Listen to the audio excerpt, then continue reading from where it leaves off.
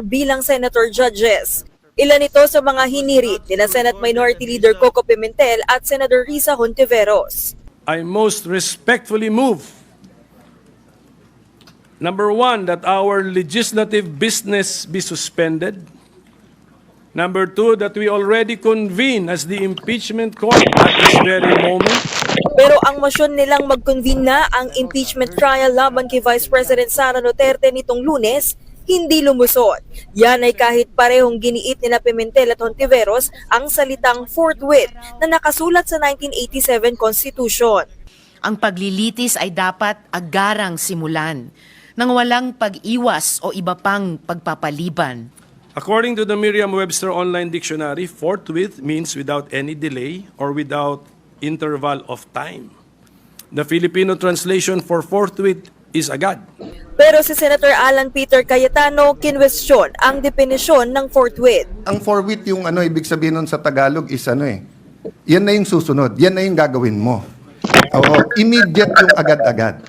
Hindi ako expert sa linguistics pero medyo hindi agad ang Tagalog ng forthwith. Sumuporta naman kay Senate President Cheese Escudero sina Senator Ronald Bato de la Rosa at Robin Hood Padilla. Hindi raw masasabing dine-delay ang impeachment. 1 month ago pa, pinagawan muna kami ng robe, Mr. President.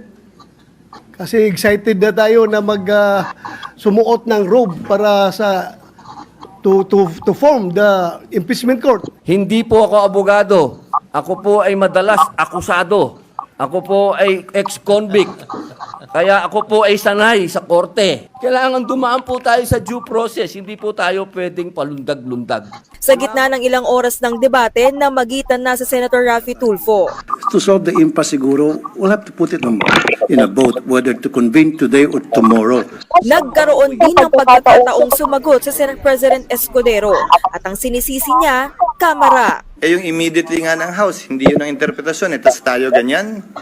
If the prosecutors themselves, the complainants themselves were not that interested and sat on these complaints for over 2 months, tayo bigla ngayon, mamadaliin nila habang nagpabanjing-banjing sila ng mahigit 2 buwan sa mababang kapulungan. Sa huli, nauwi pa rin ang desisyong sa June 11, magko-convene ang Senado bilang impeachment court. Inihain naman ni Senator Robin Padilla ang Senate Resolution 1371 para ibasura ang impeachment case ni VP Sara. Gate niya, marami pang kailangan talakayin para sa trial. Pero hanggang June 30 na lang ang 19th Congress. Kaya raw malabong matalakay at malitis si VP Sara bago ang katapusan ng buwan.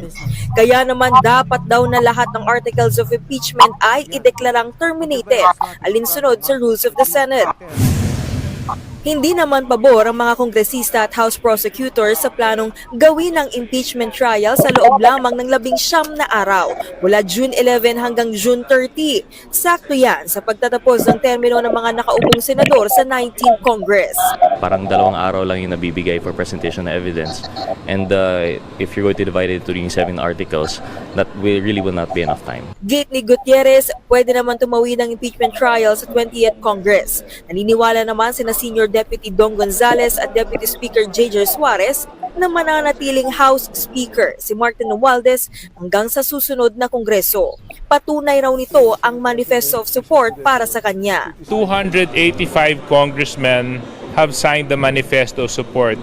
And I think that is a true sign of unity when it comes to the members of the House of Representatives, wherein we want continuity. Para sa 1PH, Camille Samonte, News 5. Natin ang sitwasyon sa Senado sa live na pagbabalita ni Mobile Journal Arles de los Santos. Arles, ano ba ang inaasahan dyan lalo na mamayang hapon? Cheryl, ilang oras lamang ang nakalilipas ay nagkaroon muli ng kilos protesta dito sa labas ng Senado para ipanawagan pa rin ang anilay na patatagal na ang medyo lapse na nga na impeachment trial para kay Vice President Sara Duterte. Samantala, dito naman sa loob ng Senado, bakante pa sa ngayon ang session hall. Pero 4 p.m. na mamaya manunumpa ang ating mga mambabatas dito sa mataas na kapulungan upang maging senator judges sa kasong impeachment laban kay Vice President Sara Duterte. Matapos manumpa ang lahat mamaya, opisyal ng tatawaging impeachment court ang Senado. Sa panayam natin kanina kay Senate President Chis Escudero, kinumpirma niya na una, constituted na ang Senate Court pero hindi pa ito convened. Ibig sabihin, sa ngayon ay ceremonial activities pa lamang ito bago ang paglilitis. Dagdag pa ni SP Chis, kung magkakaroon daw ng misyon ang session mamaya, patungkol man sa pag-convene ng impeachment or dismissal nito, ang sigurado, ito ay pagbobotohan. Patungkol naman sa resolusyon ni Senator Robin Padilla, hindi pa raw ito nakikita ni Senate President Chis Escudero, pero kung mayroon man, kailangan dumaan muna ito sa Committee on Justice sang-ayon sa Senate or impeachment rules. Pero asahan pa rin daw ang mas maraming mga debate at tanungat ngayong hapon, lalo na at ilan na lamang ang nalalabing araw para sa pagtatapos ng 19th Congress. Binigyang linaw din kung maaari nga bang tumawid ang impeachment case sa 20th Congress at kinumpirma ni SP Chis na ito ay target nila na masimulan ang trial sa 20th Congress. May ilan din kasing mga senador na gagraduate na o kasama sa o hindi nakasama sa susunod na Kongreso kaya mahalagang mabigyang linaw din ang usaping ito. Pati naman din kung dapat nga bang mag-inhibit sa impeachment trial ang ilang senador na kaalyado ng mga Duterte. Cheryl, kapapasok lamang na balita, nag-file na si Senate Majority Leader Francis Tolentino para tapusin ang impeachment trial ni Vice President Sara Duterte sa June 30. Bukas naman, June 11, ganun pa rin, opisyal na sisimulan ang trial proceedings at tatrabahuhin naman ng Senate Committee on Rules and Logistics and ang scheduling. Cheryl.